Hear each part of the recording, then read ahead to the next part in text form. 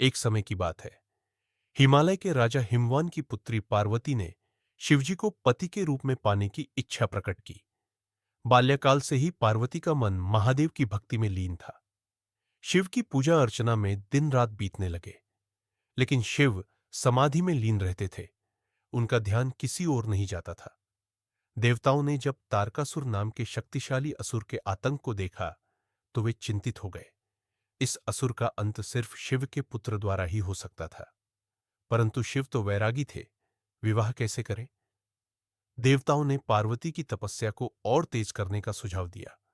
पार्वती ने कठोर तपस्या शुरू की, कठिन व्रत किए, यहां तक कि भोजन त्याग कर सिर्फ पत्ते और हवा के सहारे रहने लगी। उनकी तपस्या इतनी कठोर थी कि स्वर्गलोक भी हिल गया। उनकी दृढ़ भक्ति देखकर शिवजी आखिर प्रसन्न हुए। लेकिन शिव ने पार्वती की परीक्षा लेने का निश्चय किया। शिवजी एक साधारण ब्राह्मण का वेश धारण कर पार्वती के पास गए और बोले, तुम इतने सुंदर और कुलीन होकर भी उस भस्म रमाए वैरागी शिव से विवाह क्यों करना चाहती हो? उनके पास न घर है न परिवार, केवल भूत प्रेतों की संगत में रहते हैं। पार्वती ने शांत भाव से उत्तर दिया, आप जो भी कहें, मेरे हृदय में शिव के लिए अगाध प्रेम और आदर है। मुझे संसार का ऐश्वर्य नहीं चाहिए, सिर्फ शिव का सान्निध्य चाहिए। पार्वती की निश्चल भक्ति देखकर शिव ने अपना असली स्वरूप प्रकट किया। उन्होंने पार्वती से कहा, मैं तुम्हारी परीक्षा लेने आया था।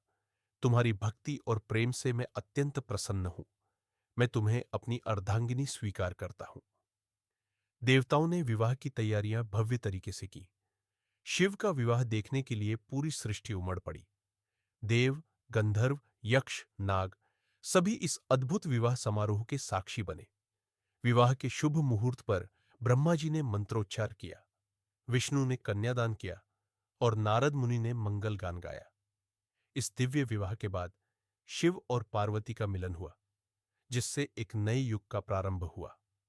आगे चलकर उनके पुत्र कार्तिकेय ने तारकासुर का अंत किया। शिव पार्वती का यह दिव्य विवाह प्रेम, त्याग और समर्पण का प्रतीक बन गया।